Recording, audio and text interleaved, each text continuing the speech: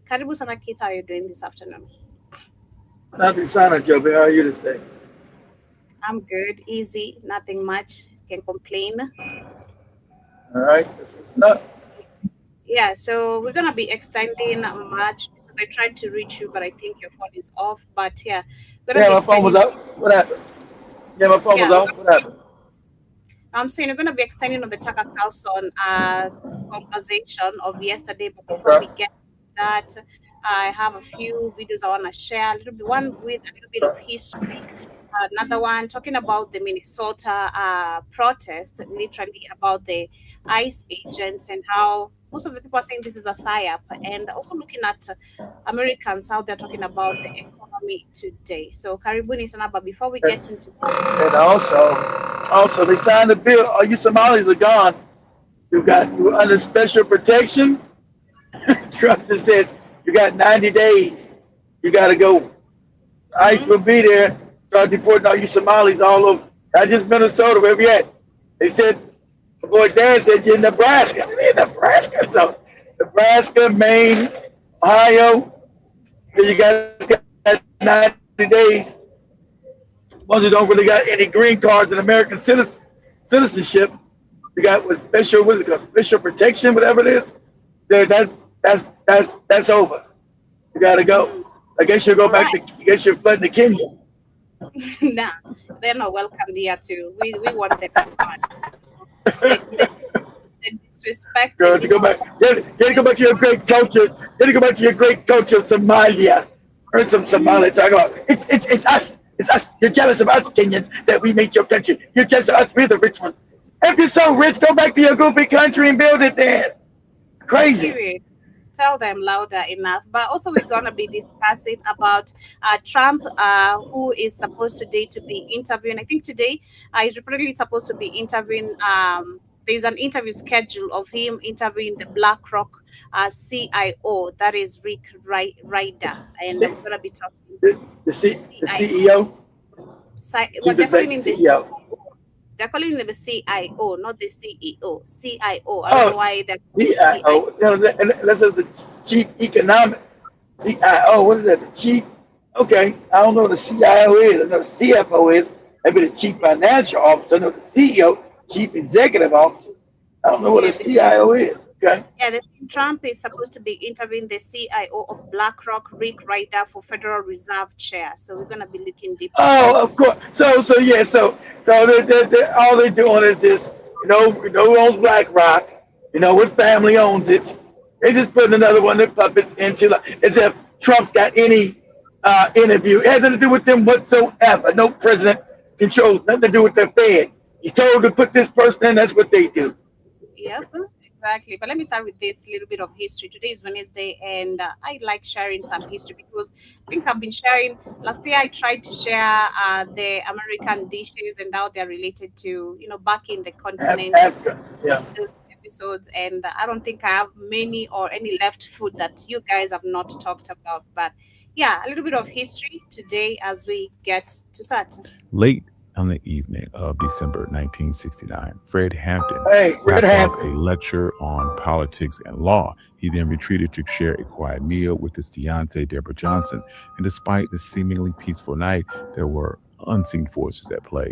In the early hours of December 4th, without warning, a sudden violent raid broke the stillness. Within moments, a storm of gunfire left Fred Hampton and fellow Panther member Mark Clark dead.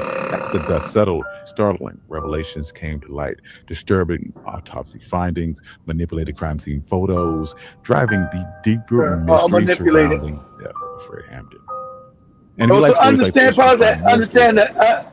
Understand the federal government wanted him gone. Remember, it's hard to believe that Fred Hampton was just a baby.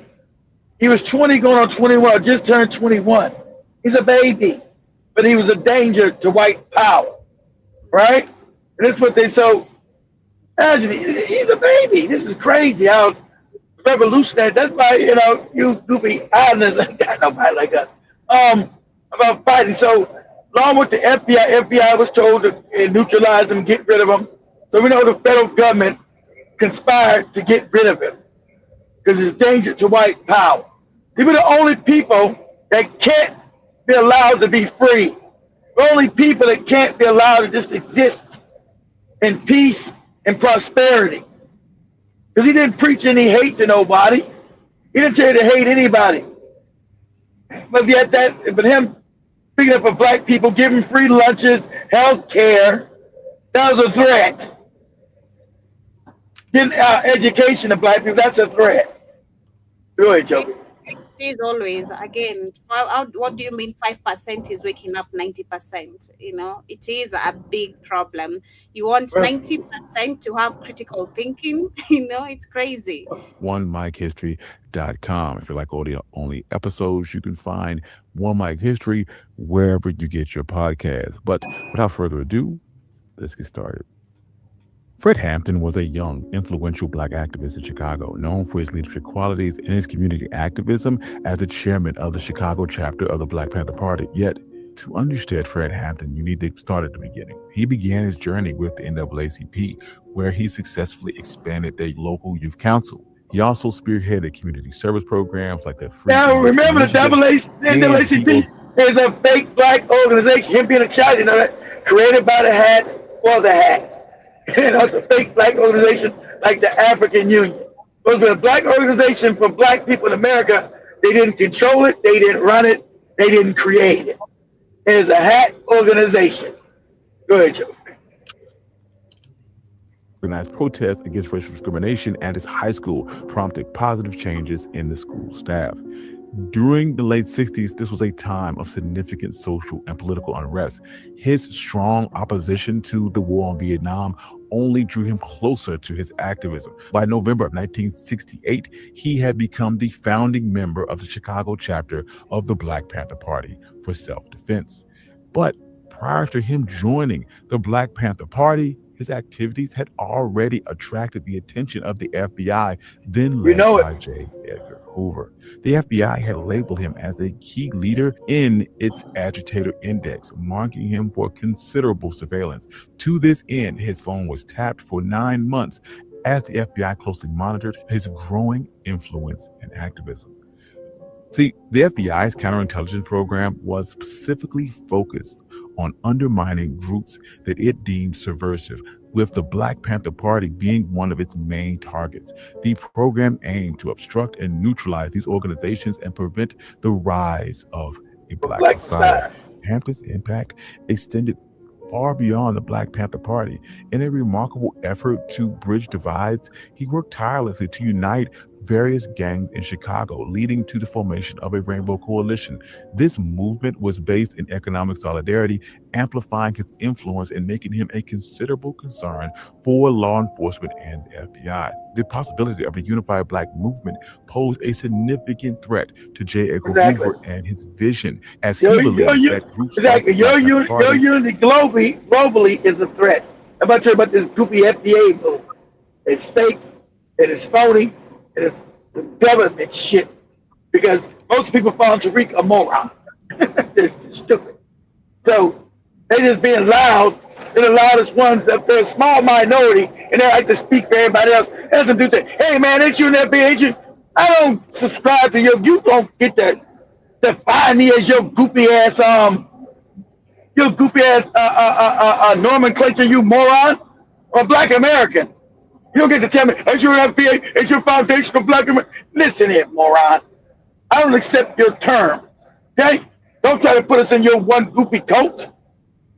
All right? You're a minority coat. They'll come and try to say, why you ain't one of us? And then I thought you goopy FBA's an Indian. If you're Indian, how you got black in your title? You're foundational black American, but you're an Indian too. You don't even make any sense. Go ahead, Joe. Go ahead, Joe. The young patriots, the young lords, could unite a revolution that could transform the United States. This fear was a driving force behind the establishment of their counterintelligence program, with the intent to disrupt and dismantle organizations just like these. So, in the fall of 1968, the Chicago FBI office initiated its counterintelligence program specifically to target the Chicago Black Panther Party. A special racial matters squad within the FBI was organized to focus on these efforts, with Roy Mitchell as a notable agent involved in specialized actions against the Panthers. Mitchell will recruit informant William O'Neill, who was serving time at Cook Boy, County Jail, and recruited him to always get infiltrate the bootlegs. Black Panthers. He was already on the payroll when the Chicago Black Panther offices opened. O'Neill would then join the organization and quickly rise through the ranks, becoming the chief officer of security.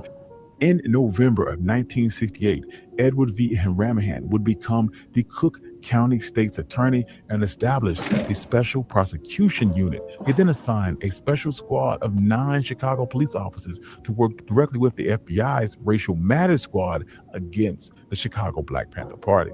By June of 1969, the FBI was already coordinating raids against the Chicago Black Panther offices. Integral to these operations was William O'Neill, who had already infiltrated the party and was continuously relaying intelligence to the FBI. Unbeknownst to many, O'Neill had risen through the ranks and not only become the director of security, but was serving as Fred Hampton's personal bodyguard. And the O'Neill's spy. commitment seemed genuine, Crazy. and he even went so far to rent an apartment for Fred Hampton. On the night of November 13th, 1969, FBI agent Roy Mitchell met with William O'Neill, who provided detailed information on Fred Hampton's apartment layout, including Fred Hampton's bed location with other specific details to help create a plan for a possible raid. On the Assassination. evening of December 3rd, 1969, Fred Hampton taught a class on politics and law and returned to his apartment where he had dinner with his pregnant fiancee, Deborah Johnson. Afterwards, they both fell asleep, unaware of the looming danger. In the early hours of December 4th, 1969, a team of 14 officers arrived at Fred Hampton's apartment. Armed with a search warrant for illegal weapons, what unfolded next was a rapid and violent sequence of events. Fred Hampton was resting in the back bedroom when the raid began. Despite the chaos and noise, he remained eerily unresponsive and passive, a stark contrast to his usual alertness. His fiancee, Deborah Johnson, noticed this change but could do little when events took a dark turn. As gunfire erupted, Fred Hampton briefly stirred, lifting his head only slightly, but could scarcely move and remained silent. They probably After the drugged him. initial barrage of bullets, Johnson was arrested and pulled into the kitchen. She recounted hearing a chilling remark from an officer stating that he's barely alive, but he'll make it.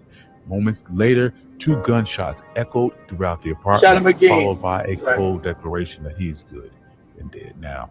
The surviving Panthers described the raid in similarly haunting detail, emphasizing that Hampton was still alive after the first shots, and subsequent gunfire seemed to confirm a more sinister intent, suggesting an execution rather than a legitimate police action. In the raid's aftermath, Fred Hampton and Mark Clark, a visiting Panther leader from Astoria, Illinois, were left dead, and the police arrested the remaining Panthers on charges of attempted murder and aggravated battery. However, public outrage and skepticism grew, particularly after Cook County State's Attorney Edward V. Hanrahan claimed that the Panthers initiated the gunfire. This assertion was starkly Crazy. contradicted by both physical and survivor testimony. The numbers alone painted a chilling story. Between 90 and 100 bullets were unleashed by the police. In stark contrast, the Panthers only allegedly fired 1 shot. This massive gap in gunfire quickly led to questions about the police claims of self-defense.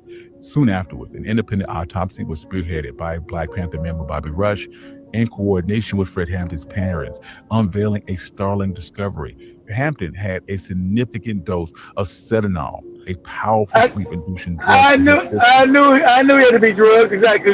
And remember, Bobby Rush is another no good bootlicking. They got him. He's another agent. See, they infiltrated the Black Panthers, put all kind of handkerchief head agent Negroes in there to tear it apart. That's why I say you got to know when you build any kind of real black organization, they're gonna come and infiltrate you with handkerchief head niggas. Always. So we got Bobby Rush, who's an agent as well. He probably talking to Fred Hampton's parents. Don't worry about it. I'm gonna make sure he gets all he needs, and we're gonna do a good autopsy. No, his ass is an FBI informant too. Ain't that funny? We know his ass is a no good informant too. Go ahead, Joe. This revelation explained his uncharacteristic passivity during the raid and suggested that he was drugged, setting the stage for a calculated murder. Peeling back the layers of that night's tragic events, an autopsy clarified the bullet trajectory. Astonishing, 2 bullets had penetrated Hampton's head from the right in parallel paths, suggesting that he was shot at close range while he was still asleep. Yeah, they walked up to him and they shot him in the head because the FBI said make sure he's dead. So they went up there when they supposed to shot him and he was gonna live. They made sure he got close range and shot his ass in the head. And that's why the girl from her, his ass is dead now. Go ahead, Joe. 5,000 mourners gathered to honor Hampton. Reverend Ralph Abernathy delivered a poignant eulogy, cautioning that if the Black Panthers were silenced, other social organizations would be next. Bobby Rush urged those present to transform their grief into action and perseverance in the struggle. Bobby Rush. This bootlicking Cooper said, hey, let's calm down. Let's not fight. Fred wanted us to be calm and peaceful, not knowing he was a whole agent. Bootlicking ass nigga. Exclusive photos from Fred Hampton's apartment with the Chicago Tribune attempted to substantiate claiming that the Panthers were the ones that initiated the gun battle. However, investigative work by the New York Times exposed that these photos were misleading and what was represented as bullet holes were in fact nail holes, a revelation that just deepened the outrage. The escalating demand for truth forced the Justice Department's hand, leading to the appointment of a federal grand jury to investigate the deaths of Fred Hampton and Mark Clark. The community's efforts and civil rights organizations like the NAACP and the Chicago ACLU rallied together and they denounced the raid as part of a wider government effort to dismantle the Black Panther Party, branding the deaths as political assassinations. December 19th, despite widespread upheaval and internal police review, cleared Edward V. Hanrahan's unit of any wrongdoing, but the persistence of unanswered questions only fueled scrutiny. By January 3rd, 1970, a federal grand jury mandated that Fred Hampton's body be exhumed for a second autopsy. This investigation corroborated the Panthers' account that Fred Hampton was asleep when the shooting began, and the bullet trajectories painted a harrowing picture of him being shot by someone who had entered his room. The public's plea for justice was reverberating loudly, and by May 8th of 1970, Edward B. Hanrahan withdrew all charges against the 7 surviving Black Panther members present on that night, conceding that there was absence of evidence against him. Shortly thereafter, a federal grand jury released a comprehensive report disclosing that the Special Prosecution Unit officers discharged at least 82 shots, while only one of them could be traced back to the Black Panthers. Over the next decade, legal clashes reached all the way up to the Supreme Court. And in 1982, a settlement was reached for $1.8 million to be allotted to the families of the estates of Fred Hampton, Mark Clark, and the surviving Panther members, with the financial burden being shared between federal, county, and city authorities. Fred Hampton's influence as a revolutionary and a leader who established community programs and allegiances made him a target. But the backlash of his death contributed to the political downfall of Edward V. Hanrahan, who had once been a potential candidate for Chicago mayor. And in 1972, he was voted out of office, and it effectively ended his political career. That same year, Huey Newton closed all Black Panther offices outside of Oakland, and the Black Panther Party would officially disband in 1982. In remembrance of Fred Hampton's legacy, the Chicago City Council designated December 4th as Fred Hampton Day. Thank you. This has been one of my... Yeah, so long live Fred Hampton, if I'm pronouncing his name correctly. But I was just looking at this and your question, is this now today in the history of Black people's books today? Are today's generation learning this? And we go back to white people again, since they love always justifying their action. Do you teach literally also your generation the things you've actually done? At least try even. No, because they're not going to teach that, because remember, everything they're the villains, Joey. They're the villains. They don't want to show themselves as the villains. They're the villains. Oh, History, they're the villains. There are no heroes. They're always the villain. mhm. Somebody get mad. Oh, we're not gonna be apologizing because we're white anymore, Joey. Mm. Because of their history, they're the villain. That was J.D. Vance who said that there's no more apologizing for being white. There's nobody Exactly. saying. And they never have felt bad. It's all cat. We're not gonna be apologized for being white. We're savage. We're gonna steal and kill. That's right. They try to mask it, try to pretend like they change. Like I told you, time change, they don't. Literally. Shit. As we continue, we have literally, let's look into this interview that is supposed to be done by Trump about the new federal chair, literally the Federal Reserve's chair, Yeah, where he's going to reserve chair. But be interviewing this. like I said, the president don't have no control over the Federal Reserve Bank. It's over sure. Not owned by us. It's owned by a group of people. They decide it's gonna be Fed chair. Not no goopy president. Not their goopy puppet. And Trump is a puppet. This is who you're gonna put in there. This is what we tell you to do, and that's what you're gonna do. Mhm. Go ahead, sir. Breaking news as it relates to BlackRock and Ripple, Trump and Black. We have some breaking news as it relates to BlackRock and Ripple, Trump and BlackRock. I want to get out on your radar. Interesting times we are living in, guys. I want to talk to you about what is going on. Break this all down. If you do like talking about Ripple and XRP, type an X in the comment section, smash that like button, and let's get into it. I want to start with first what is going on with President Trump to interview BlackRock CIO Rick Ryder. This just came out here today, January 12, 2026, for Federal Reserve Chair position. Now, many of you are aware of what just came out last night with current Federal Reserve Chair Jerome Powell in hot water and being freed this May. Now, Donald Trump will reportedly interview BlackRock Rick Ryder for the Fed chair position, and Rick Ryder actually joining 3 other finalists for the Fed chair position. No, no, no. Now pause this. Now you see this. Pause this, Joe. You see this all kabuki. It's all fake. It's all fake. BlackRock. People that own BlackRock own the Federal Reserve Bank. It has nothing to do with Trump or none of them. None of what they tell you who they're gonna. There's 3 people that's gonna be in the running. The people that own the Fed, that own BlackRock, have already made up their mind. So that's who they're gonna put in there. And say, oh, Trump has chosen this person because of his eloquent, his credentials and blah blah blah. That's for like Joe. That's for the morons and the cheap seats who can't critically think. Trump has no power over, and that's what Jerome Powell told him. They told him he can't fire me. He has no power over the Fed. That's true. You know who tried to get power of the Fed? John F. Kennedy. And what happened to him? He got his whole head blown off. Right? President Kennedy said we're going to get rid of the Fed and make a real bank. And what happened to him? They killed him in broad daylight in Dallas to send a message. You're going to do what? You're going to get rid of what? I don't think you're going to be getting rid of anything. Right? So the idea that the president has any power over the Federal Reserve banks is kabuki theater. He does not. He's told what to do. He's a puppet. He's told who to put there and then make some goofy speech. This is the person I wanted in here and blah, blah, blah. And knowing behind the scenes who really put these people in power. Go ahead, Joe.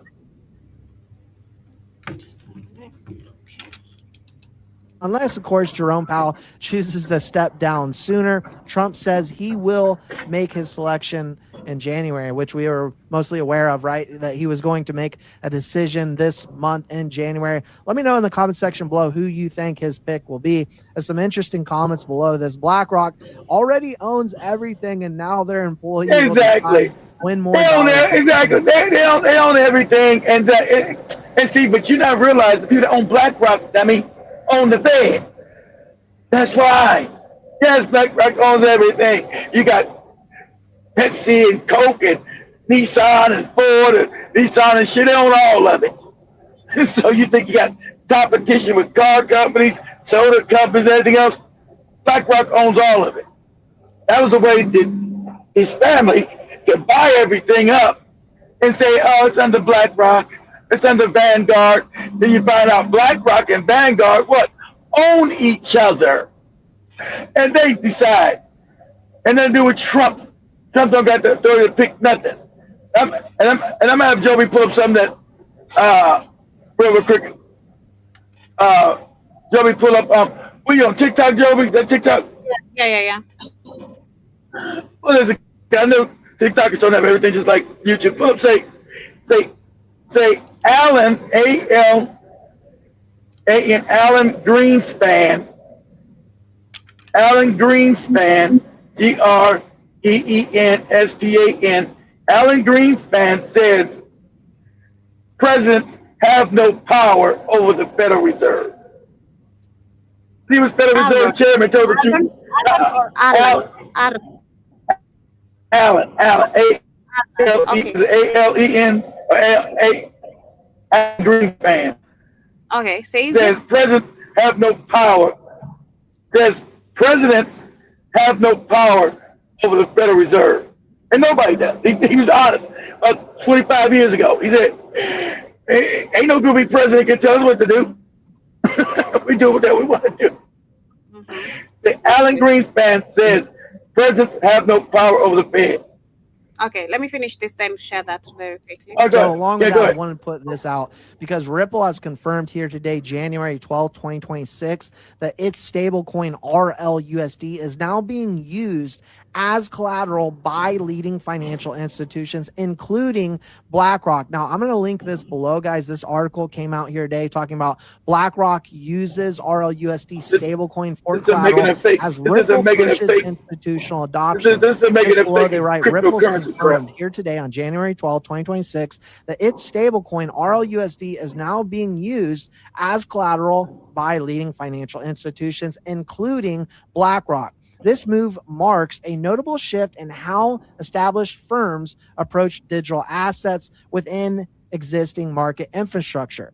Collateral traditionally consists of cash or high-quality securities pledged to secure loans or derivative positions. However, by accepting RLUSD, Ripple enables institutions to use a digital asset that moves quickly and settles almost instantly on blockchain networks. Furthermore, they write BlackRock's participation is particularly significant as one of the world's largest asset managers. BlackRock integrating RLUSD into collateral workflows signals rising institutional confidence in regulated stablecoins and their role in the broader financial ecosystem. So, RLUSD, of course, benefits XRP by driving increased activity and liquidity on the XRPL, where every transaction requires XRP for fees that get burnt, while complementing XRP as a stable on-ramp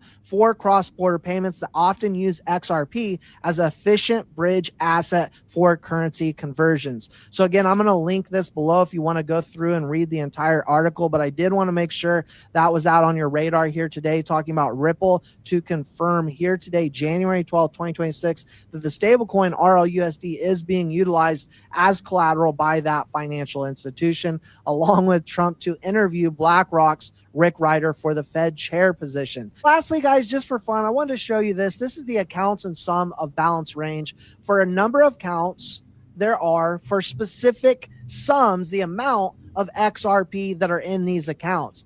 And you can kind of play with it and take a look at where you're at and where you want to go potentially if you're still looking to accumulate more. But one of the biggest questions I've often got over the years of being in XRP is, how much XRP should I hold? What do I need to get financial freedom? I think what is important to take a look at is the amount of people there are in this world that still don't even know about XRP. And we're talking about less than 1% of the population of the world that actually hold XRP. This is a game-changing cryptocurrency that world leaders, governments, countries, the biggest and best banks in the world have chosen. And this isn't something that I'm speculating on. This is all publicly available information. This is something they've been putting together, Ripple's been putting together infrastructure-wise for well over a decade. And XRP is that cryptocurrency I 100% believe that is going to change the world of finance. All the signal, everything we need to know is right there in front of us. And so when I get asked that question, how much XRP do I need?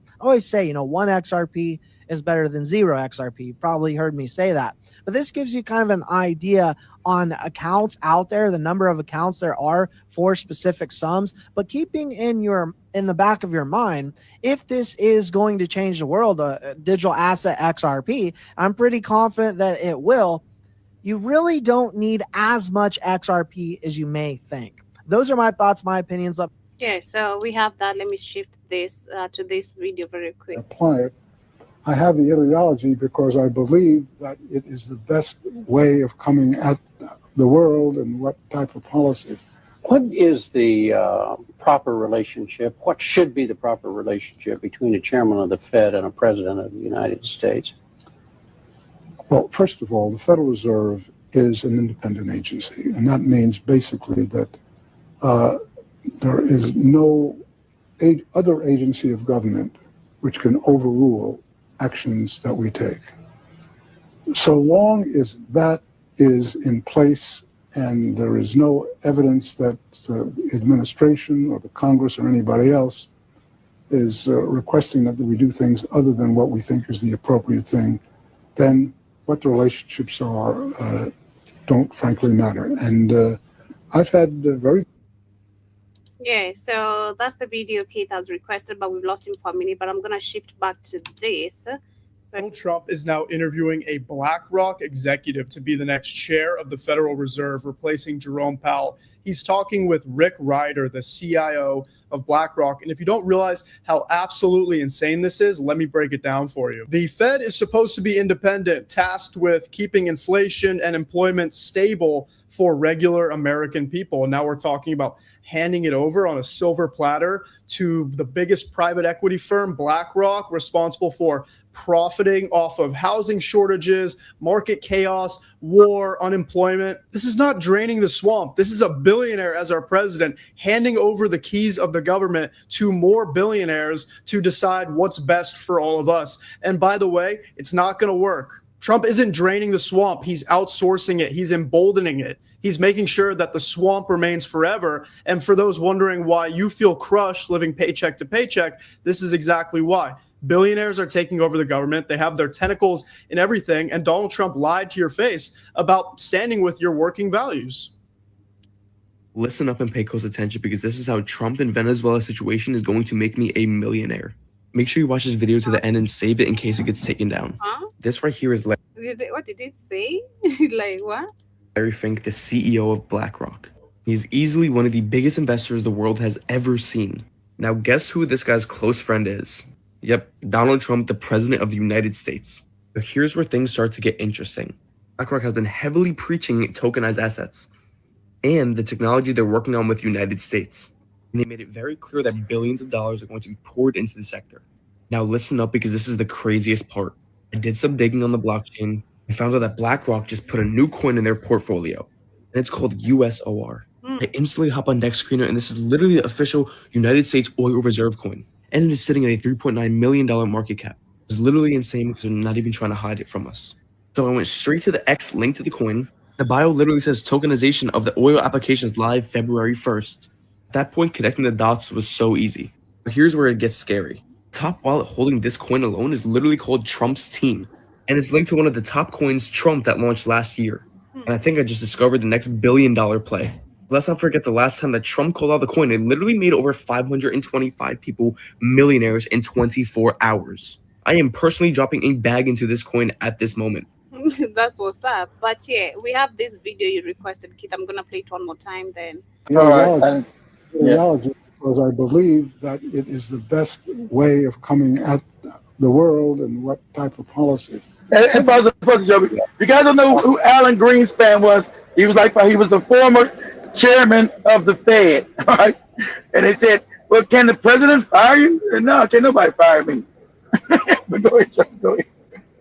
Relationship. What should be the proper relationship between a chairman of the Fed and a president of the United States? Exactly.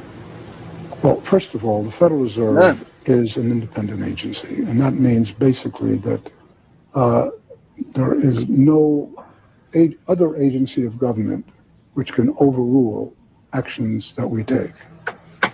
So there's no government agency that can overrule what they do. You know why?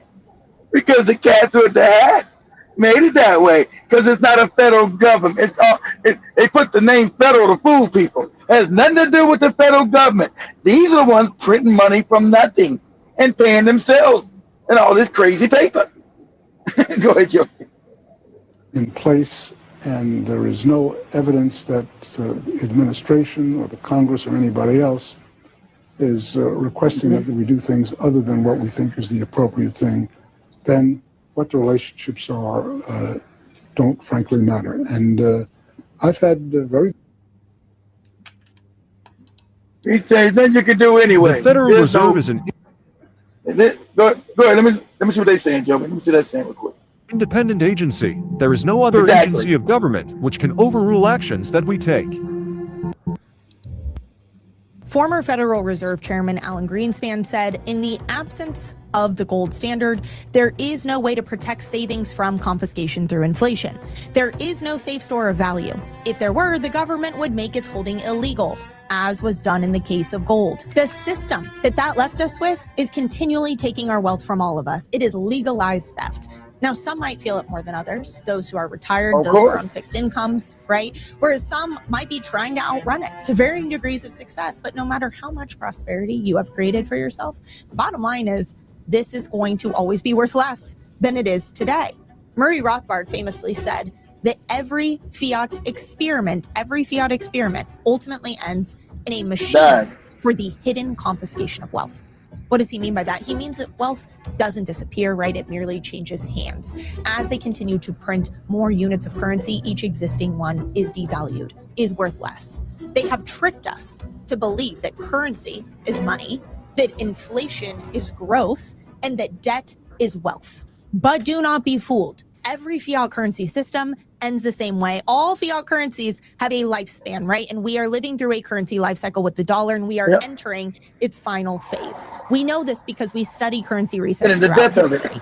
There is one thing that currencies rely on to have value. Do you know what that is? It's confidence. Confidence is really what this is, because it's backed by nothing but full faith and credit of the US government, right? If you took this piece of paper, which is exactly what it is, 1,000 years ago and asked someone what it was worth, they would say nothing, right? I mean, it's worth as much as the piece of paper it's printed on. That is where all fiat currencies eventually end up, their intrinsic value. Zero. Today, confidence in the dollar, confidence in US debt is crumbling. And I don't just mean you and I when we go to the grocery store and see the prices and realize what's going on as more and more people wake up on an individual level. I'm talking about foreign nations, holders and buyers of US debt. They are waking up and realizing there is no plan to ever pay back this debt, right? The plan is inflation. And for decades, the US has gotten away with inflating its debt onto the rest of the world. But the bottom line is any other nation who holds US debt or US dollar denominated assets, they are going to lose real value. Maybe they get paid back nominally, but it will be worth less. And these nations are finally saying enough is enough, because not only are they getting out of the dollar and into a real store of value, physical gold, but they are actively creating a new monetary system, a parallel gold-based system, one that does not rely on the paper promises of the past. Now, this is not a new shift or a new concept. If you've studied currency resets throughout history, you know that every time a reset occurs and a currency is worth less and less, eventually devalued and revalued until it's basically worthless, that is when gold once again becomes the anchor of the system, because trust has been so broken. Again, the one thing backing this is confidence and trust. Once that disappears and you're left with nothing, you have to find something real, something tangible, something that you can trust.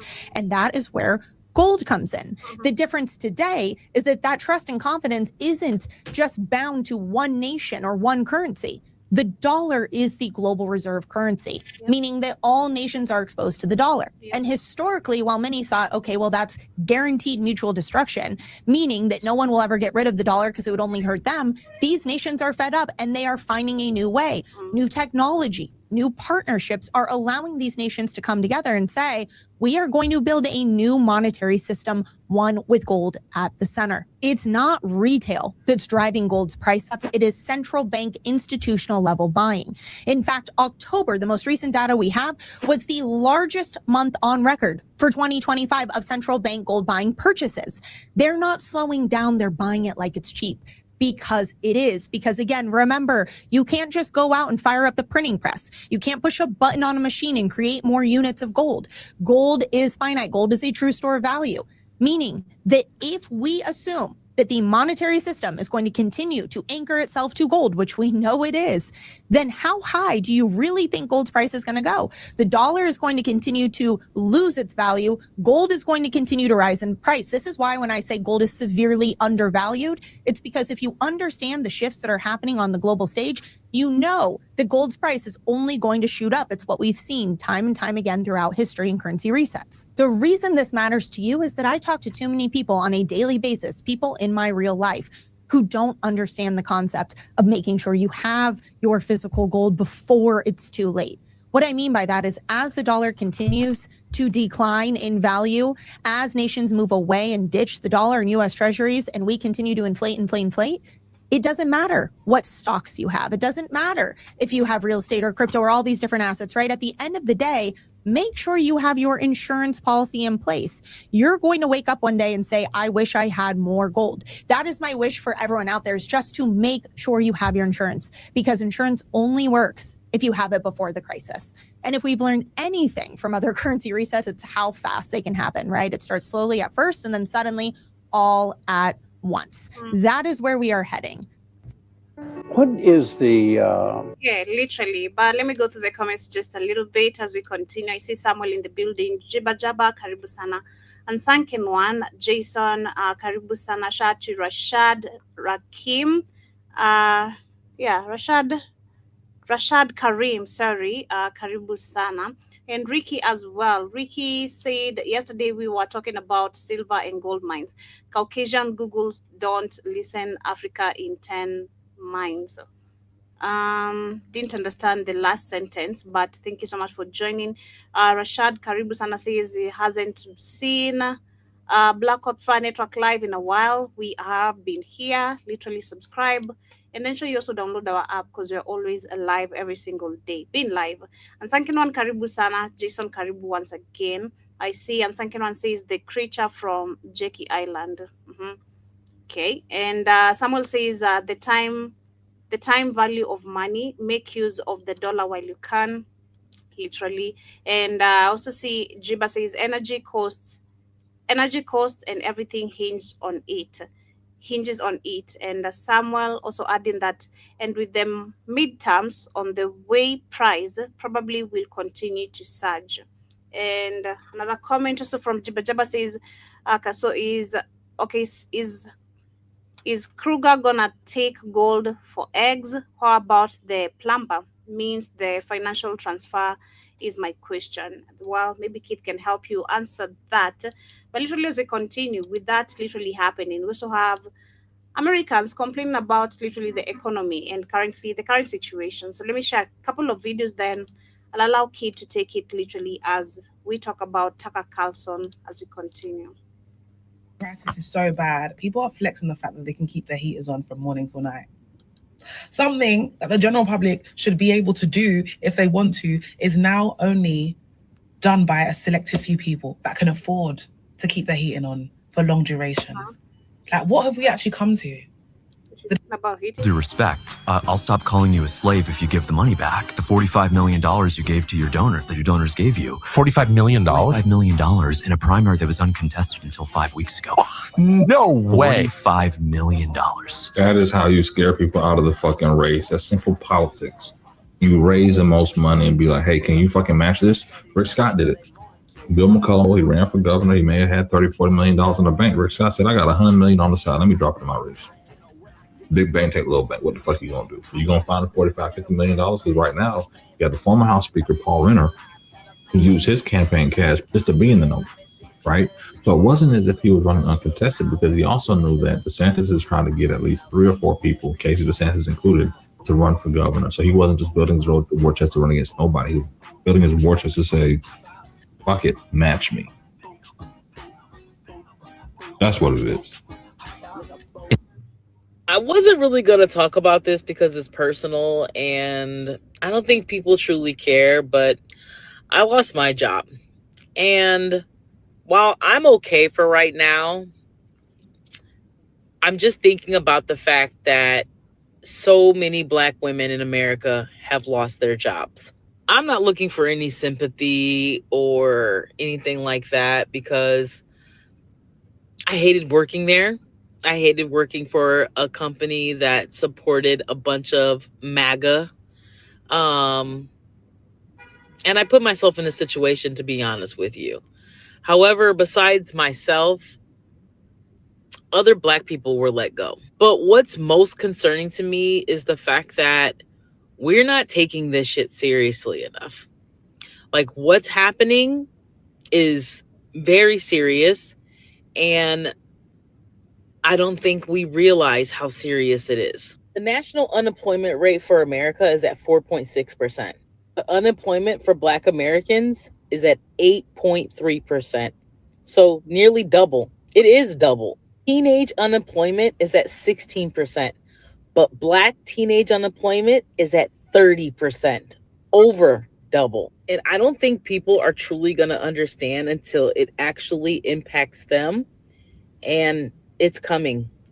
Whether you want to believe it or not, it's coming. And it's going to hit right after you spend all this money on the holidays. It's going to hit right when you least suspect it. And I don't think people are heeding to the warnings that they are being given. I pray we turn out for the midterms, because if we don't, we're signing our own death warrants. In order for Black women to heal in 2026, we have It's 2026 and the Africans still have the same problem that they had in 2025. It seems that they just don't understand that Black Americans have our own ethnicity.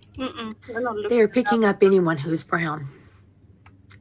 They are picking up anyone who is brown. You guys probably saw the video yesterday of the two young men who were arrested at Target. If not, search for it. It's all over the place. They're literally yelling as ICE is pulling them out. I'm a U.S. citizen. I'm a U.S. citizen. Well, there's more video out today. Yeah, so we're going to talk about that. I have another video I'm going to share under that about, as we discuss about the Minnesota demonstration, and then we can literally talk about Tucker Carlson. Keith is struggling to pop in, but we shall continue. After it was confirmed that they were U.S. citizens and they were released, and this boy is broken. I don't know what his physical injuries are, but he is broken, and tells about how he was treated while he was in the facility. U.S. citizen. Not that it is okay for anyone. Not at all. No one should be treated like that. Full stop.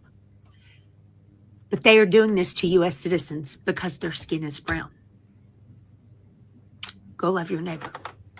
Yes. Okay. What I need the world to realize is that Americans do not give a shit about you. The majority of Americans don't even know that your country exists. They wouldn't be able to even pick it out on a map. If the United States government decided to yeet your country off of the face of the earth tomorrow, the majority of Americans would not bat an eye. Half the country would support it. The majority of the other half are apathetic to it. The people in this country who actually give a shit about the world are an extreme minority. And so why does the world continue to care about America in this way? Following American trends, adopting these cultural practices that are largely rooted in consumerism, looking up to American celebrities and public figures, this country and its people are nothing to emulate. American consumption habits are literally destroying the world. This country is only 5% of the world's total population, but is responsible for a quarter of the trash that it produces. The parasitic government will destroy countries without batting an eye. And realize Donald Trump is not the first to do this, but the world is a little bit too complacent, just as Americans are. And people are waking up to it, but not enough.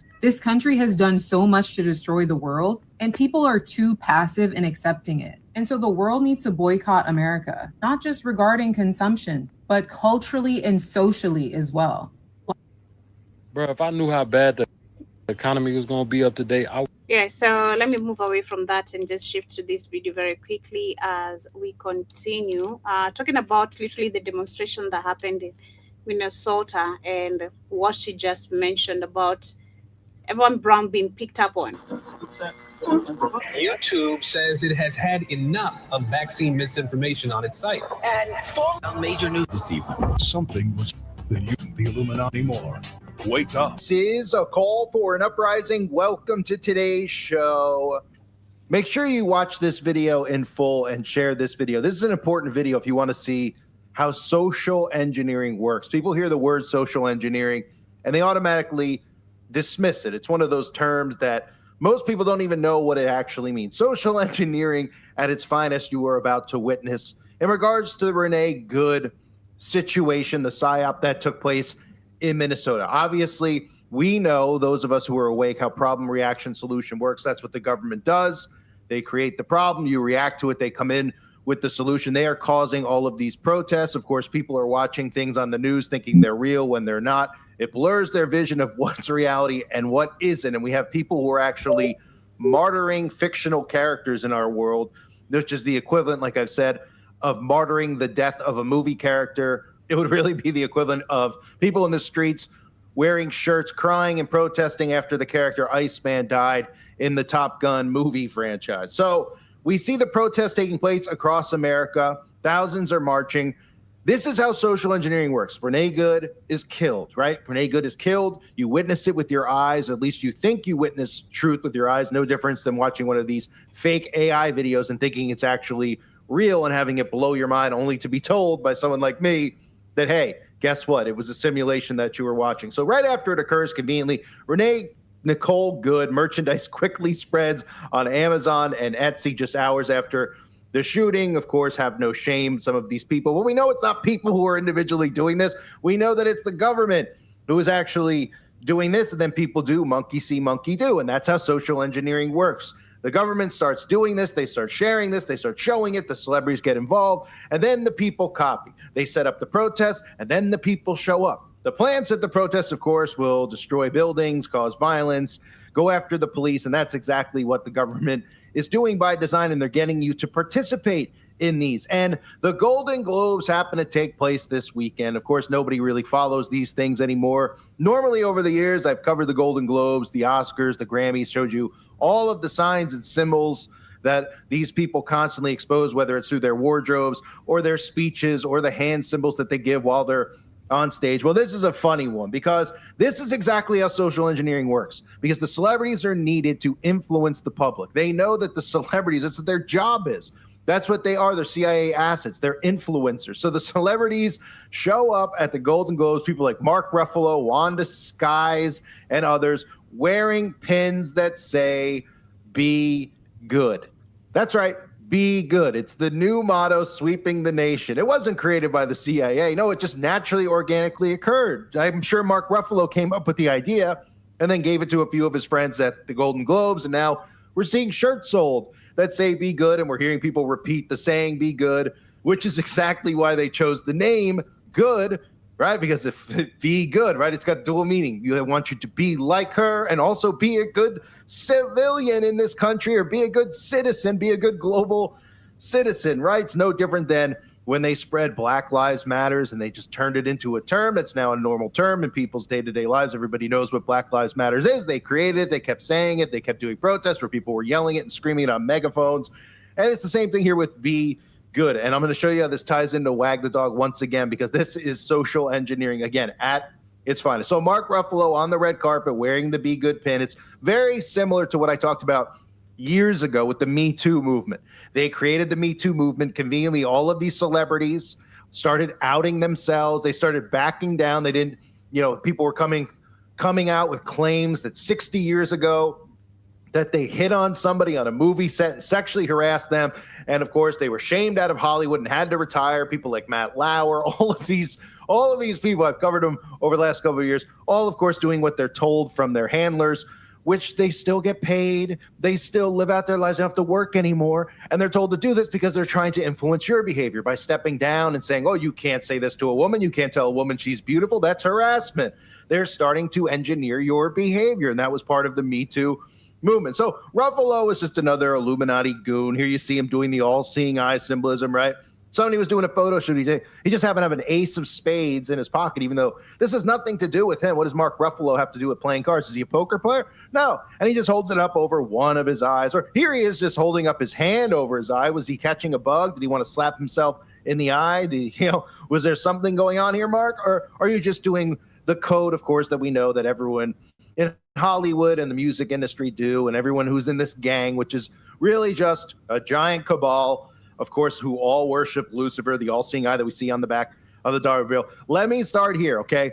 This is Mark Ruffalo on the red carpet, engineering the public. Look at the acting. I mean, the acting is just, we're supposed to believe he starts talking about people who don't have money, who can't afford health insurance. Well, Mark, give him your salary. Sign right up. I mean, you're such a good person. You make millions of dollars per film.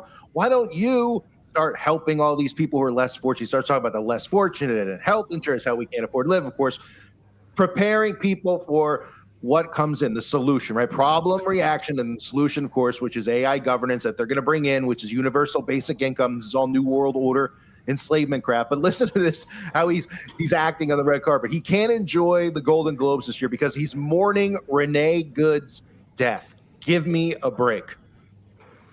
Joined now by Mark Ruffalo, who is a nominee tonight, and his wife, Sunny. And I want to ask you right off the bat, how much fun is it in that room? Sitting there, you have a couple cocktails, you hang out with everybody, and there's all kinds of conversations going on. It's usually a lot of fun, but I can't really, I got to be honest with you, I'm not feeling so great.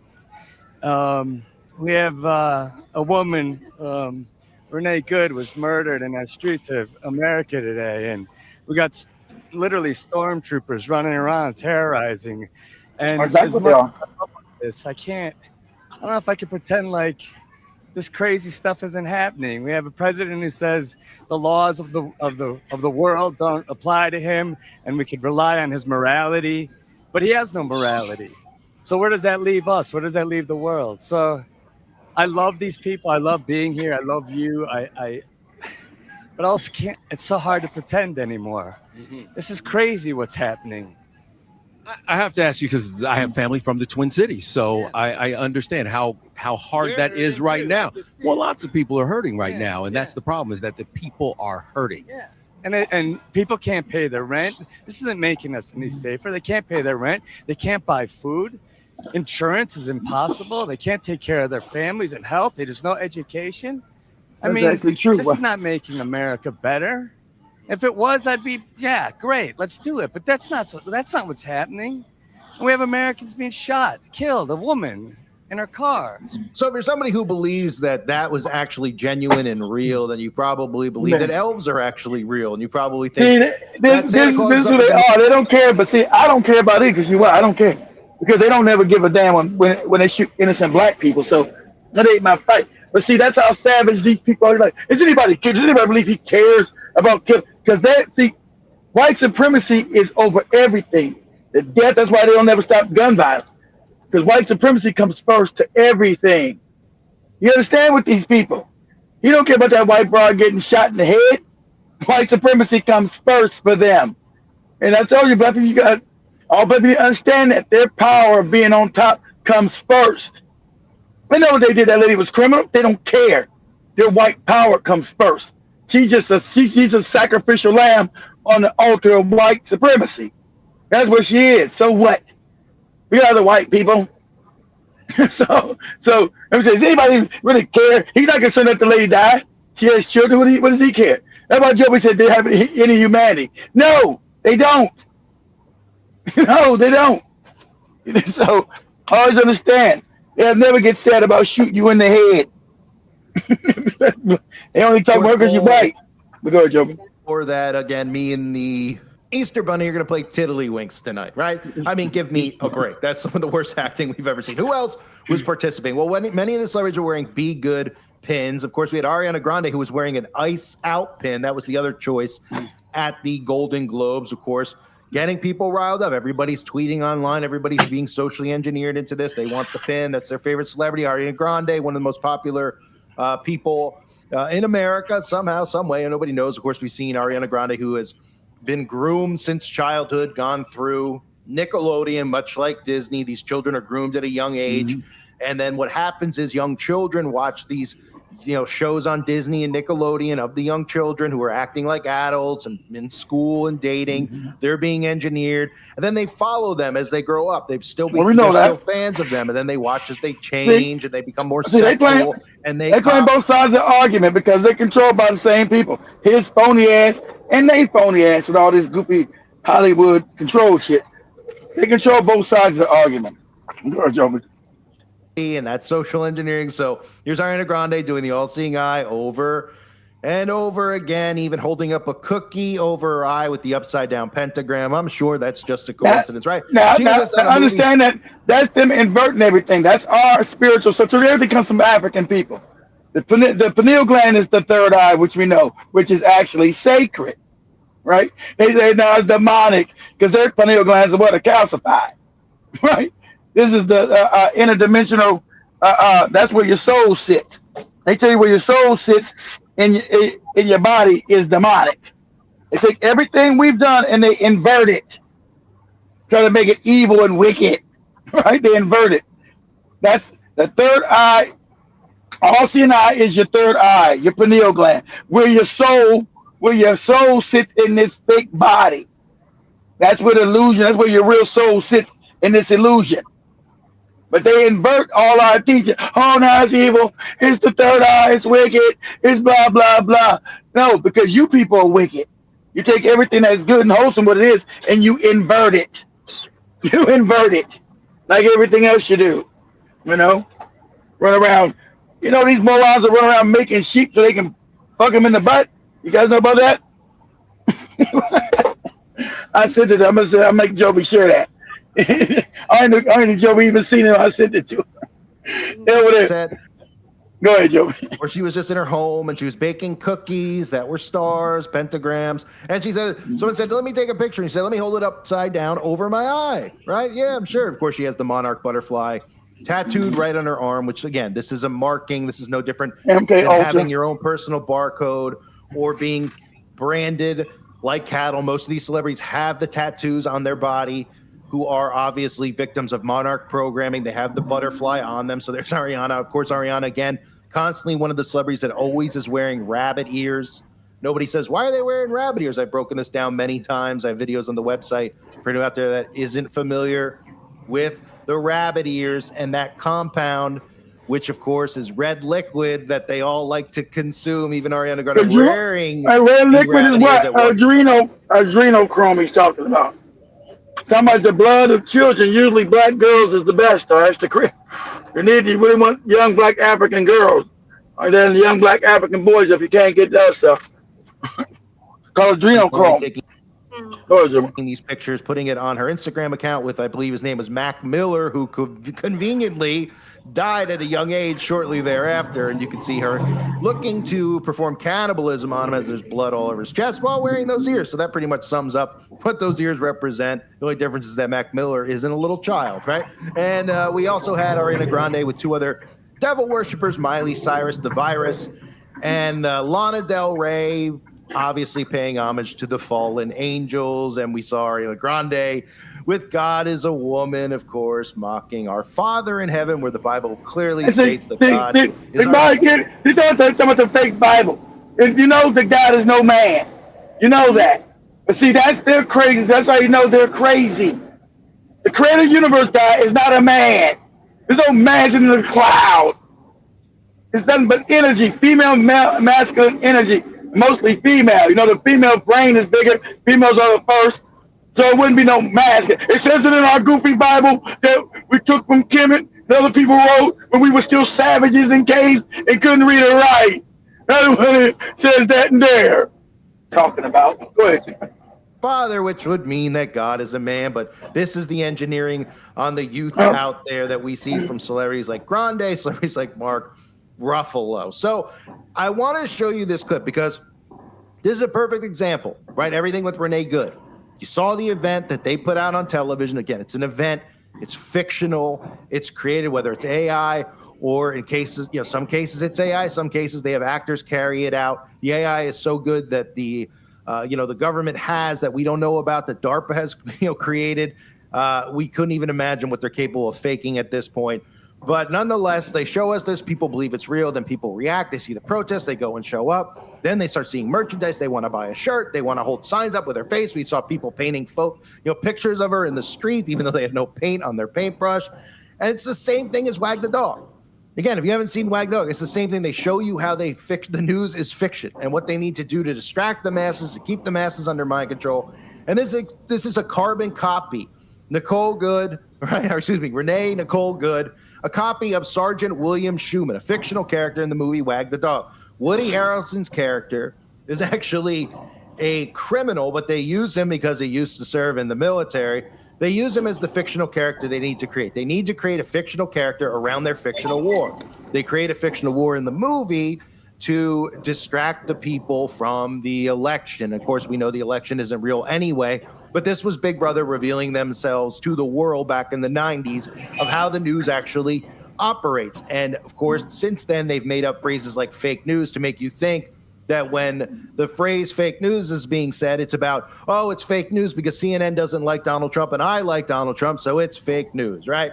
Fake news really should be talked about in regards to the news being a simulation and being scripted and being acted out and then being told to you that it's actually real. So the character Woody Harrelson plays, they need to come up with, because in their fake war, they need a fake hero, and his last name is Schumann. And this scene I'll show you momentarily will show you how they come up with the character, they come up with a name, they come up with a catchy song, and how they brainwash the nation into thinking that this guy is an actual war hero. And again, Woody Harrelson's buddies with Mark Ruffalo. I'm sure that's a coincidence as well. They're in movies together about magic, How You See Me, a movie I've exposed in the past. You can see Woody Harrelson doing the all-seeing eye, just like Mark, right? That's the thing they have in common, right? They like to hold things over their eye. Here's Woody doing the triangle of power, the pyramid with his hands, and also doing the hidden hand. Remember the pyramid? This is how they get Africans scared of your own sign. Pyramid is not evil.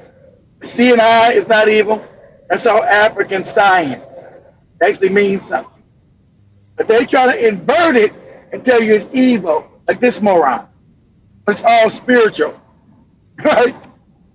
Since they're not spiritual beings, everything they take is they invert it. The all-seeing eye is your pineal gland, right? The seat of your soul, raises your vibration, helps you become the Christ. They tell you it's evil. They want to talk about. So they took your teachings and made some fake man, some fake white man in a dirty robe, talking about he's Christ, right? Some make-believe cracker walking around in a stinking-ass robe, walking around the Middle East or some shit, which is Northeast Africa. Had nothing to do with it. Your pineal gland regulates your vibration. Once you raise your vibration, you become the Christ. That's what it's about. They've taken all your teachers and inverted them. Got you scared to be African, like this moron. Like, you're going to listen to this caveman trying to teach you about some spirituality, and he just told you about his God. So his God just said it's okay to shoot a woman in the head. You see how fake? You see how they can't even be righteous? He's giving daughters of man and both righteous. See how evil they are. And he just justified a woman getting shot in the head. I want to see how crazy and psychopath. There's nothing righteous about it. It's only to push his own argument. He just said, oh, it's about our God, and this is wrong. Look at the evil they're doing. But in the same breath, he just told you, fuck that lady got shot in the head. Fuck her. His man God said, fuck that lady. You got shot in the head, fuck her. And he tried to teach you about what's right and wrong. You understand? I'm telling you, these psychopaths. Go ahead, Jim. His coat, of course, just like Mark Ruffalo, I'm sure that's what they have in common, right? They like to put their hands over their eyes, and they like to put their hands in their coat when they're doing photo shoots for, major magazines like GQ or The Hollywood Reporter. So this is a clip I'm going to play for you where they're coming up with the character that Woody Harrelson's playing, just like Renee Good. And they're coming up with a catchy name, a name that rolls off the tongue, right? So his last name's Schumann, but they call him the Shoe. They give you a fictional story about how he's captured behind enemy lines, and he's Morse coding to his mom, all pre-written in advance and then carried out through the media, which is exactly what you see in today's world. Does this look similar to you? Johnny? Yeah, what is it? The war is over, okay? Now we're going to need a new song. I think it should be a song about a shoe, a shiny shoe, a black patent shoe, a good old shoe. I was just on my way to get drunk. Yes, you get drunk, John, but I need a new song, okay? A good old shoe song. It should be a ballad of loss and you want to help me? Redemption. Loss and redemption. Very, very good. Anybody here know Morse code? What are you gonna do with Morse code? New facts. Sergeant William Schuman, U.S. Army, serial number 21312841262. Good old shoes. Here's the deal. Good old shoe. Good old shoe. Behind it. Make it sound old and scratchy. Yeah, but I'm not gonna dwell much on that. Yeah. Literally, you got the point. Literally, so I'm gonna let you, Keith, take over with Tucker Carlson. Literally from there. We can. Yeah, well, okay, well, Tucker Carlson, how Joe would cue that up again, what Tucker was saying. So the FBA morons are feeling defensive because they know a racist ass Tucker Carlson called them out and he agrees with their stance, right? And they're trying to distance themselves from Tucker Carlson, because Tucker Carlson is a known white supremacist, right? A known OG fade, original gangster fade, right? He's an OG fade, as Joey knows what the word now means. He's the original OG fade, right? Old fade cracker, right? So they're getting a tizzy that people calling them out because everything they talk about is he's getting FBA morons. I mean, these are idiots. I told you. They call themselves FBA, Foundational Black Americans, but they say they're Indians. Why? Why don't you make it FIA? Foundational Indian Americans, whatever. Why are you an FBA? And this is an anti-black movement. We understand that the bootleg Africans and the bootleg Caribbeans had to get some straightening out. But you don't weaken yourself because as you show speed over in Africa getting the love that you have family there. And we're better united. And they love to put these fake phonies, love to go put Dr. John Henry Clark in their mouth or Khalid Muhammad in their mouth, who would have had nothing to do with these charlatans. Nothing to do with their ass.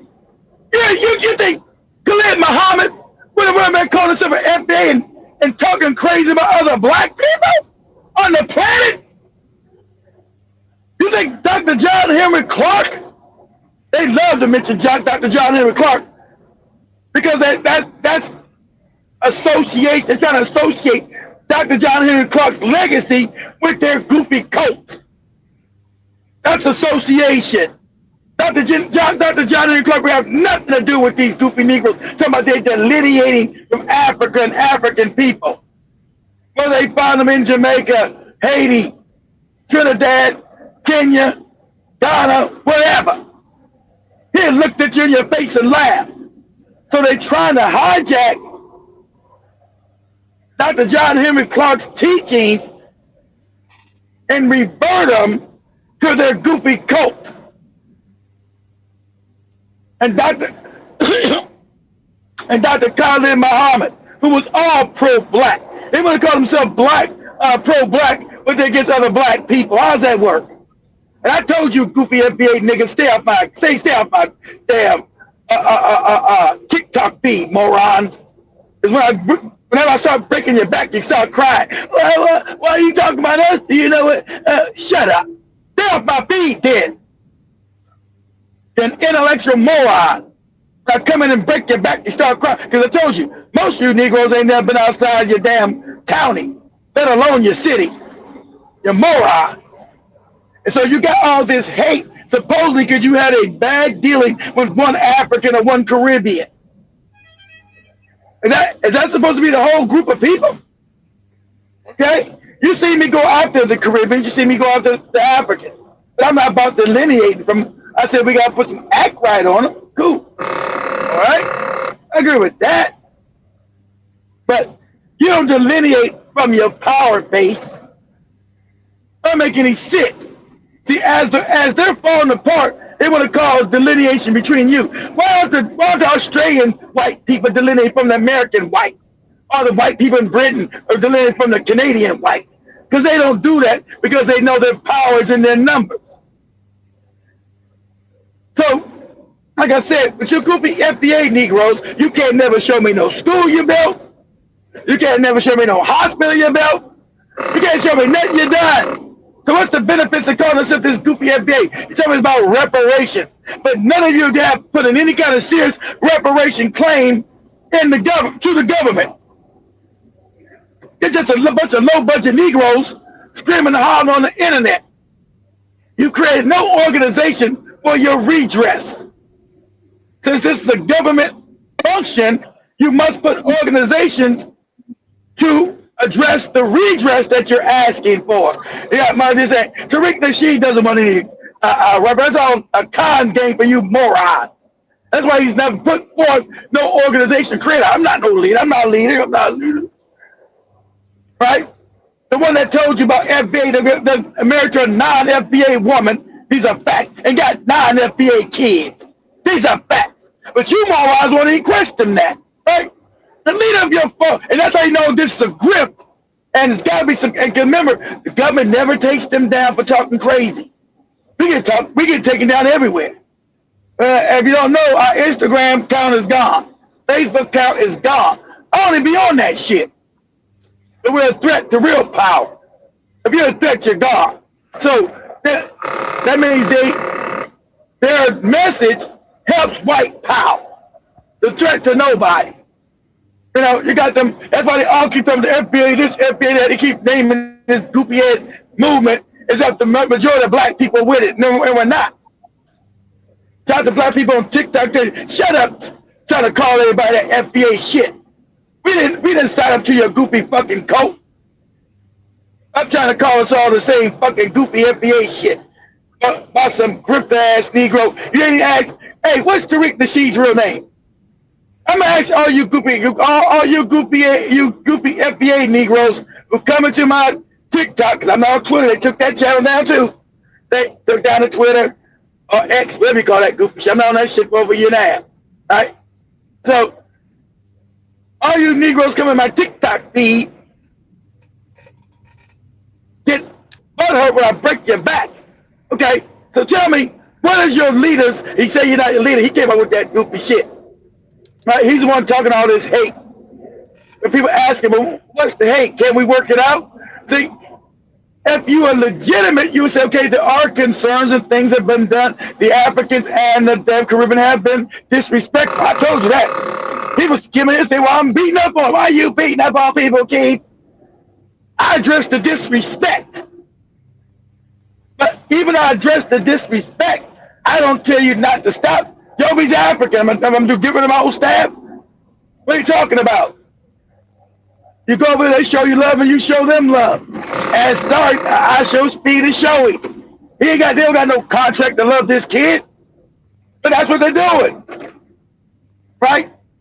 That's what making it and you see all these TikTok, those are on TikTok, you guys see all these goofy FBAs are trying to get mad at Speed, but just living his life and showing the love between African people. They're all mad. Oh, what is this Speed doing? It ain't got nothing to do with us.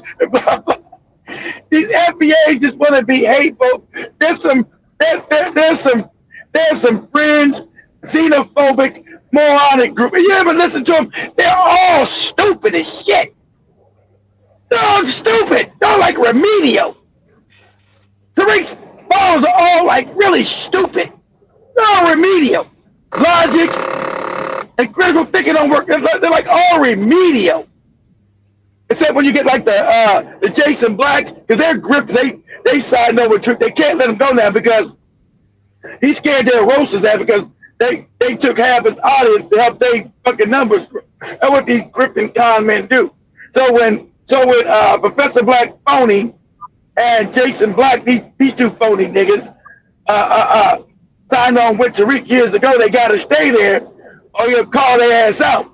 So they got to support all the crazy antics that he comes up with, but they'll never get none of the damn money from when he's on the encrypted. Man, I need money. We need got a new movie, FBA movie, and blah blah blah.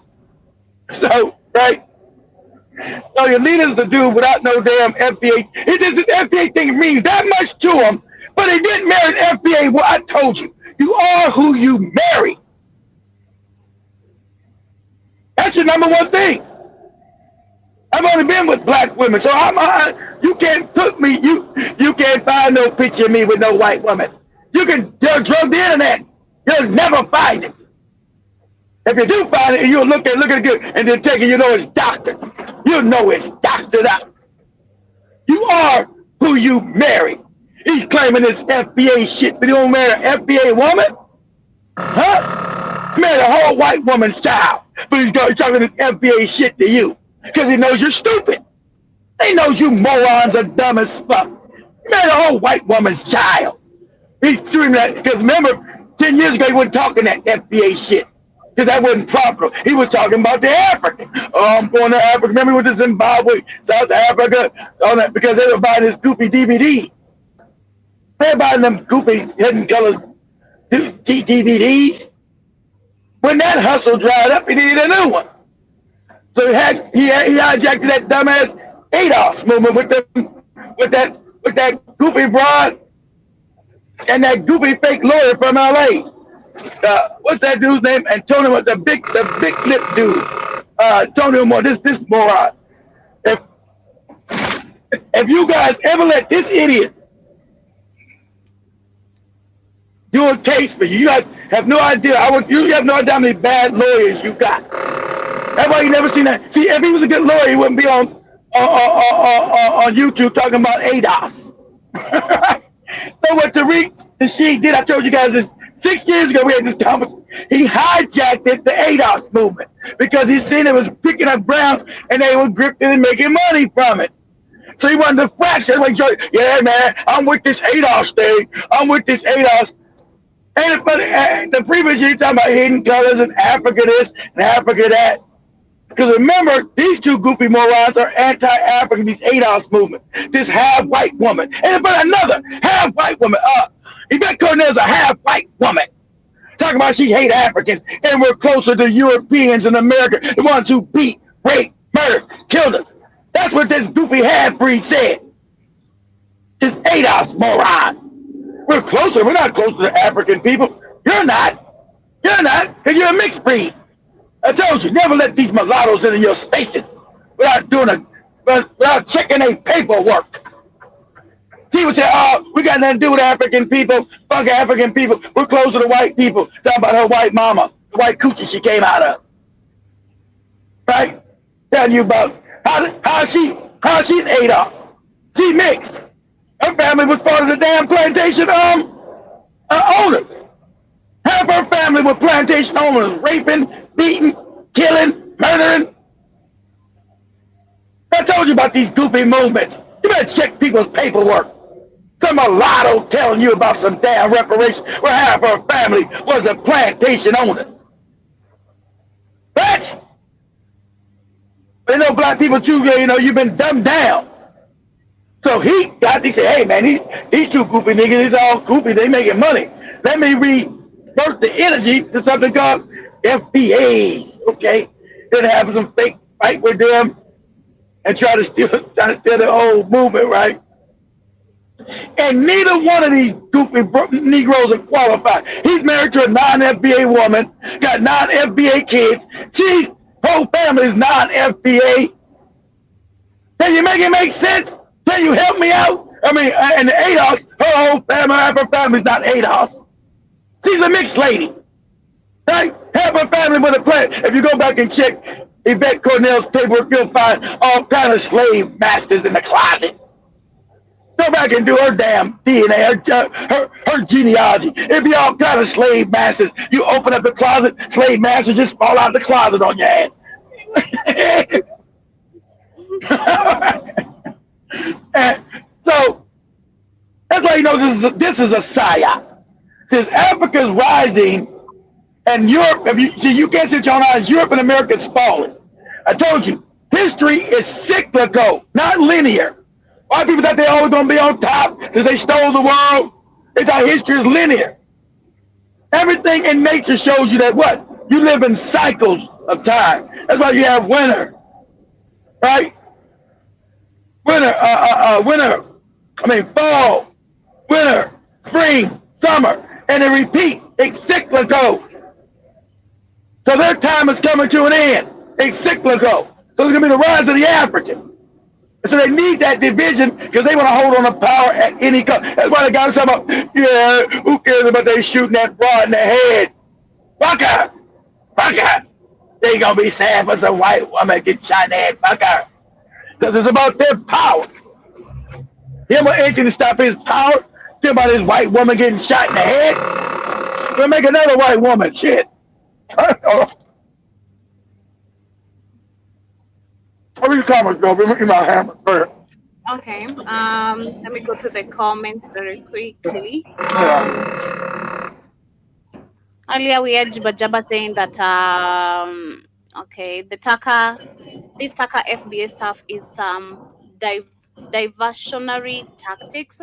Also see, and Sankinon says Jackie Island is where the U.S. Titans of industry. Yeah, create the Federal Reserve. And Rockefeller and all that. Okay. And also see, Jiba says it's completely sidelines Candice Owens from the conversation, and when your man kicks you out, the attitude will change. Then I'm okay now. Okay, understand that. But I also see John Mosquito Karibu Sana says, Ricky says all these people are nothing but clones. And I also see YouTube. Samuel says, do you want free healthcare and free education? Not if the black gets it too. That is, of course, what, yeah. you know. What are we saying that black people get it? No, we don't want it. Because remember, this is how wicked evil they are. We said so many times. They said if we don't give black people free healthcare, they eventually die.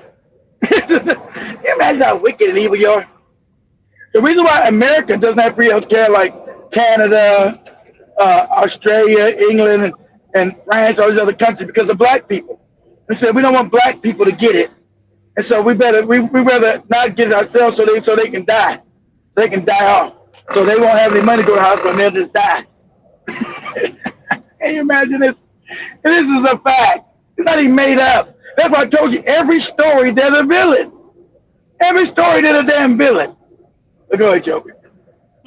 And Sankino says, I keep forgetting to watch the dog. I'm watching it today. Watch the who? Wag the dog. Wag the dog. Oh, Wag the Dog, that old movie? Yeah, they just showed you how they always tell you the truth in a movie of how all the news is fake. How they make fake wars. Yeah, that movie came out like, damn. I think 1 year before Joey was born. That movie came out in 1997, I think. I think it was 97. 96, I'm pretty sure it was 97. Wag the Dog. They just showed you how they make fake wars and shit. Got people like, oh my God, it's all fake. And then also see, Jason says what about that Ricky Snow, especially Jeffrey Epstein, which is Thomas Jefferson clone from the $20 bill. Okay. Yeah. And then and look at, we're gonna say double ganger, so we know. I'm gonna have Joey pull that up again on Google. Maybe on YouTube or TikTok. But they got all these double gangers from the past. Exactly. They know those are the same people. So there's something behind the scenes that made these people and their clones. You got Keanu Reeves years ago, you got Jay-Z years ago. Exactly the same thing, right? Because these things are created, right? Same people. You got Matthew McConaughey 100 years ago. Same got Leonardo DiCaprio 200 years ago. You got Ellen DeGeneres. Yes. So how How can that be? How can that? I mean, the exact same person. How can that be? They just remanufacture your ass, put the same energy back in you, bring you back down, and have you do some other shit. You know, they're controlled by something that you can't see, and it's called the demiurge or Yaldabaoth, whatever you want to call it. Or in the Bible, where they change that, the devil. Okay, the devil is the God that Jehovah has. That wicked motherfucker. No, because you went around screaming, worshiping and shit. Jehovah wicked ass. German scripture says, no kid, the FBAs are separate from the Indians. And Jibba Jabba says, Umar is cool. They say the now because they fraction Jim Mosquito, because a lot of FBA say, man, we're not no Indian. You people talking crazy. And the Indian nigga, oh, we Indian. You better get off that black American shit. We're an Indian. So they can't even be, their whole group is incohesive because it's, see, you can't make a group staffed by morons. And I also see just a minute, KW Don Karibu once again, I think I said Karibu, says Umar not down with the FBA. Charles Karibu Sana says, does anyone believe Dr. Umar would accept a Rick Nasheed white mother-in-law? I think that's what you meant. And Ricky says, you're saying what my grandfather... He called him. Go, Jim. Sorry, go ahead. Says, you're saying what my grandfather, I think, said in 18... he told me a lie. You guys comment sometimes. I'm not gonna be reading comments. Listen, I'm not gonna be reading comments of sentences. I promise you. I really promise you. Because you're gonna have a hard time trying to construct your own sentence. Like, are you crazy? It's my job, yes, but please. Oh, you guys pissing Joby off with your ebonics. Mr. Joe was also says FBA argued all night with the African nigger called Uncle Moose. Okay. And I missed it. Was it funny, Joe? I missed it. What kind of African calls themselves Uncle Moose? I'm literally hearing it from you. Chachi Robin S. Karibu Sana. Nice to see you today. It's a nickname, Joby. I think these arguments are staged. Put your chin. They are staged, Robin. They are staged. Go ahead, Joby. KW Don says Yvette Cannell is engaged or involved with a white woman. Jamos says I know that. And that's exactly. She was so she went around licking white coochie, right? And she went around licking white coochie. You know, shout out to her, hey, do your thing. We got to say that now. You just, hey, do your thing. We have no problem with you licking coochie. Hey, we ain't got no problem with that. You know, you licking coochie. Hey, we can't. Hey, it is what it is, right? So you got a mix. So you're a mixed breed. That's how crazy black people are. It's retarded. You got a mixed breed, licking white coochie, a full white woman, right? Trying to tell you there ain't other black people. What? Can you make it make sense? And you got the self-hating ugly lawyer because he ugly.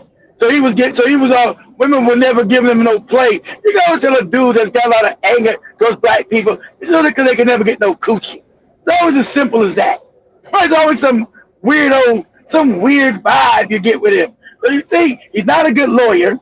Nobody's gonna hire him to be their lawyer. And he's ugly. So those are combinations that make you angry. Oh, we're not close to Africans. Fuck these Africans, right? And he's sitting there just as black and African looking as can be. He said, fuck these Africans. We're not Africans. Sitting there looking like a whole new version of Kunta Kinte. Sitting there just as black and African phenotype as he want to be. Talking about he's not an African, right? He got that much self-hate. But when he look in the mirror, he said, damn should look like an African. Shit, right? And you got his partner in crime. She's a half-white woman licking on a whole. Let's check that. Yvette Cornell is a half-white woman licking and munching on a whole white woman. Tell you to hate Africans. She's a half white woman, licking and munching on a whole white woman, telling you to hate Africans. Make it make sense, man. And you got another moron, Tariq. He got a half white woman. Talking about he loves FBA and he's an FBA. He's got a half white woman, right? And a Haitian. She's not even an FBA at all. Her mama's white and her daddy's Haitian. So this man telling you to hate other people, especially islanders, right? Hades. His damn woman is a half white Haitian woman, and his kids, and none of them are FBAs. But when you point that out to his ass, he gets to looking crazy and hang up on you guys because he knows you're stupid. There's another grift. They never want to mention just the obvious. Oh, you're talking all this FBA shit, and nobody in your immediate family are FBA. And we can't check your paperwork, Tariq. Where you from? That ain't your name. And you just made up Tariq Nasheed. Now, you ain't no Muslim. Why you got a fake Muslim name? Huh? You're not a Muslim. Oh, you get this fake Muslim name. This common question, what is your real name, dude? We need to know your history. Let me tell you to check everybody's background. I believe check your paperwork. Let's check your paperwork. Where are you from? Who are you? Who are your parents? I told you guys years ago, I believe Tariq is an island nigga. I don't believe it's one. I don't believe it's his own fake made up FBI. I don't believe that one bit. You know, I don't believe that at all. I don't believe Tariq's family goes back to the damn plantations like us do. I don't believe he does. I believe Tariq is a fake island Negro. That's why he met that island, bro. I believe he's an island nigga. Prove me wrong. They not, you know what they gonna ask him? He gonna try to, all I gotta do is prove it. I can prove I go back to the plantations. Prove you go back to the plantations, Tariq. I bet it's all kind of island shit. His sister is married to some island Puerto Rican. Whole family's full of mixed up shit. So he don't got no FBA lineage in none of his family. And he's talking this FBA shit to you people. This shit's crazy. I don't believe Tariq's lineage goes back to no plantation at all. At all. That's why he won't show you goofy niggas his lineage. Only show you guys his lineage. Why is his lineage a secret? Huh? He said you FBA this and Africans stink. Africans are dummies, stink, and he's eating bush meat. Africans eating bush meat. Everybody, Africans eating bush meat. They bush meat and eating bastard. They're musty. They're musty. You musty tether. You're musty. You musty tether. You musty bush meat and eating tether. Right? Where's his paperwork at? I want you FBI, when you guys come on thing again, I'm gonna do some videos this week, some be on this week, I want you guys to come in my comment section, and I'm gonna ask one of you morons to go to. He's got a TikTok channel, and he's always on TikTok now. That's where he's at. TikTok every day. TikTok around the clock. So when you're on the TikTok page, channel, whatever you call it, I want one of you morons to ask Tariq for his paperwork. I want you to ask him for his paperwork. And I bet you he's going to hang up on you, say, you're babbling, and cut you off. So why is that a hard thing to do? You know, you screaming that you can trace your people back to the slavery plantations of America. Okay, show us. What's your real name? He ain't told none of you Negroes' real name. My real name is Keith Newsom. Look that up. Okay? I go by Mr. Black High Five, but Mr. Black High Five is a nickname. His name ain't no Tariq the Sheep. We know that. We know his name is Marcus something. Marcus Sanders, Marcus Thomas. Everybody, shout out to keyboard musician. I ain't seen that brother in a minute. Who went back and researched this con, man. So, you know, yeah, it's like, why would a non-Muslim make up a fake Muslim name? Tariq is linked in with them folks. That's why his channel can never get taken down. He gets to talk crazy about black people. Ain't no shit happened to his ass. And none of his fake ass three horsemen of the apocalypse, Jason Black stupid ass, who run up and down the road trying to teach you about women. Remember he wanted to be the fake Kevin Samuels, trying to teach you about women.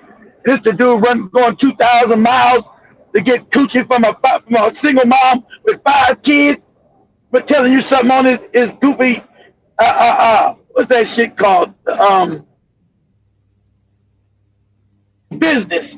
He never talk about no business. It's always about black women all fucked up. Black women fucked up. Black women fucked up. Black women fucked up. Black women fucked up. This about the fuck. He trying to tell you power dynamics from a moron. I told you that's why psychology is important. I psychologically evaluate that ass. I told you guys years ago because it's a phony. This is the dude that got kicked in the head in the sandbox as a child. He's overcompensating for something. You don't hate black women for no reason. It means you never got any attention from these black women. And you're angry. You're angry with them because they never want to have no dealings with your ass. So it turns you angry. Whenever somebody angry, always trying to beat up on women, especially black women, that means they've been rejected over and over again. The coochie's been turned off, and they're angry. Ah, you no good bitches. Ah, always some crazy, out of line shit going on. So we found out with Jason Coon black ass is supposed to black authority by black people, but they all tell you to hate Africans and Caribbeans, right? Hate them. I don't tell you to hate them. I tell you to put some act right on their ass. You say, hey, you come in there with some respect. You put some respect on our name. You keep our name out your filthy mouth if you can't respect us. I'm not trying to hate no African people. Why would I do that? That's stupid. So, and you will call yourself pro-black, but you hate all other African people. It doesn't make any sense. Pro-black with what? You got no power here in America. You notice all these groupie Negroes been online, made longer than me. What have they built? Tariq supposed to build some goofy comedy club. That's a fake museum or whatever that goofy shit is.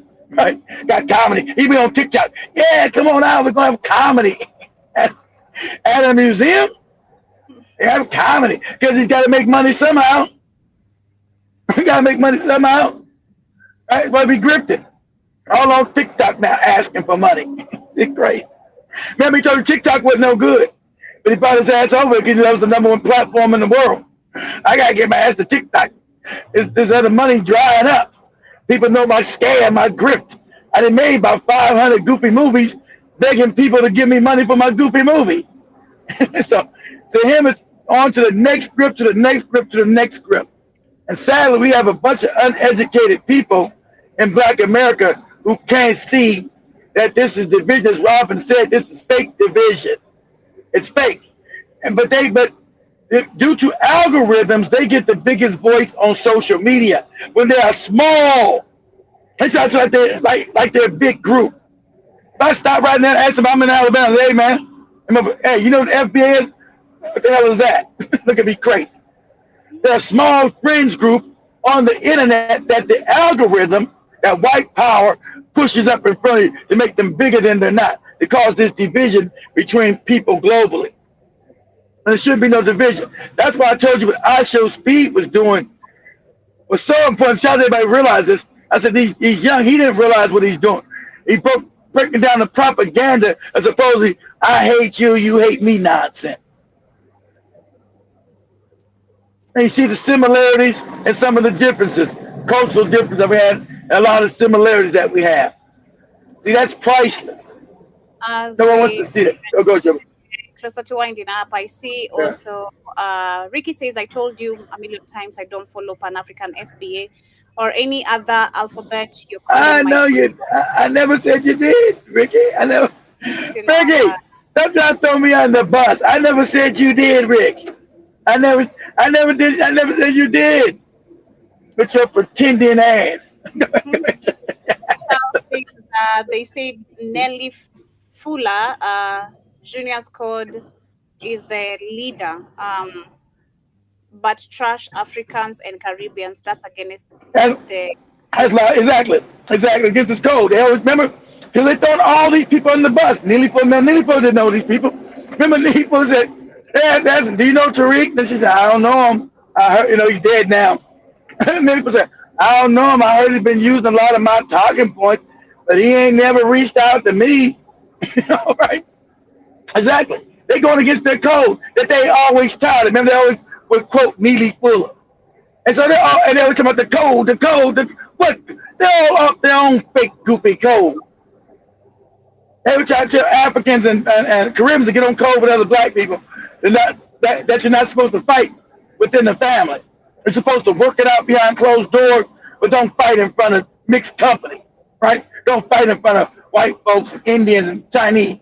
You take that behind closed doors and you work it out between yourself because that weakens your power. You don't fight in front of mixed company.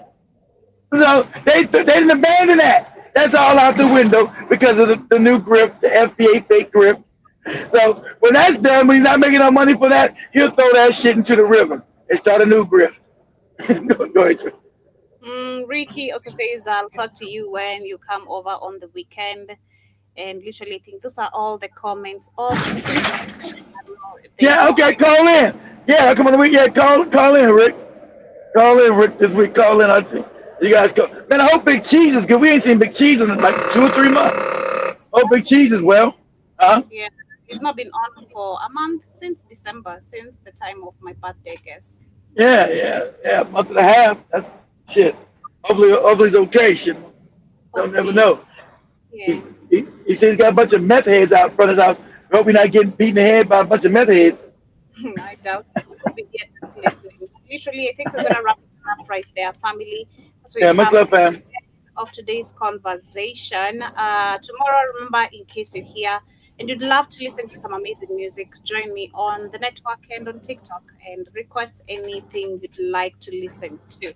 Literally, it's gonna be the Culture Show every Thursday with me playing music and amazing conversations. See you. So we're gonna be playing a lot of music by tethers. A lot of tether music.